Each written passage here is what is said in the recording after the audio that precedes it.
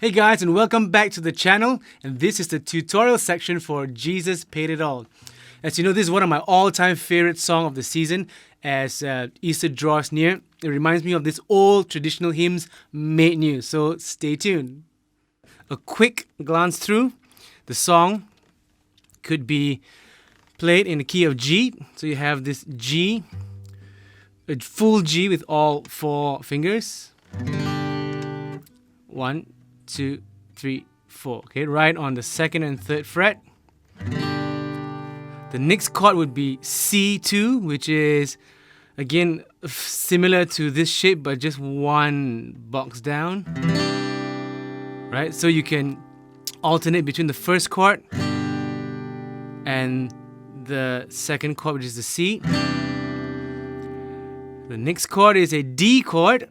Pretty simple. 1, 2, 3. If you're not sure, you can find sort of like a Google image of it generically online. There's plenty from where it comes from. And the last chord would be a E minor 7. So 1, 2, 3, 4. Okay, 1, 2, 3, 4. E minor 7. So just repeat that again. G, C2, D chord, and the E minor 7. Beautiful chord.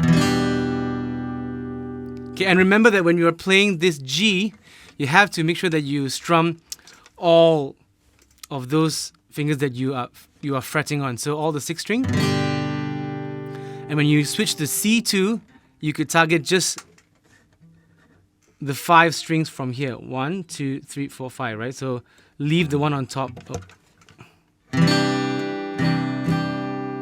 And D.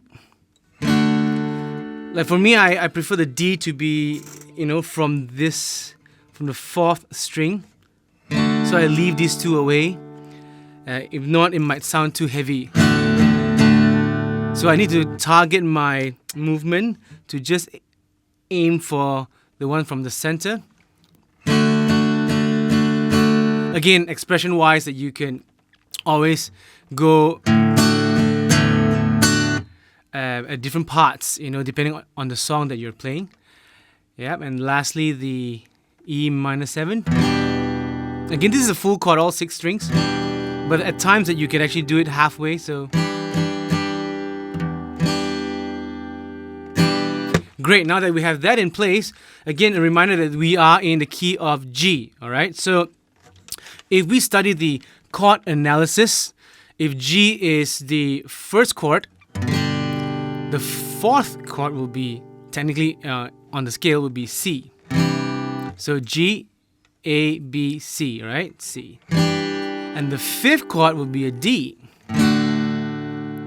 And the 6th chord would be a E minor 7. Okay, so again, all 6 chords in this tutorial, or in this sense, are all minor in nature. And I'm playing the minor 7th quality. Sounds more pop, yeah. Great, lovely. So 1st chord, 4th chord, 5th chord, E minor 7. The 6th chord. Great, now that we have done that in place, we will go through the intro of the song, okay? The intro goes like this. By the way, the song is in 3/4. 1 and 2 and 3 and 1 and 2 and 3, and so it's boom, cha, cha, boom, cha, cha. 1 and 2 and 3 and 1 and 2 and 3, and so 1 and 2 and 3 and 1 and 2 and 3 and 1 and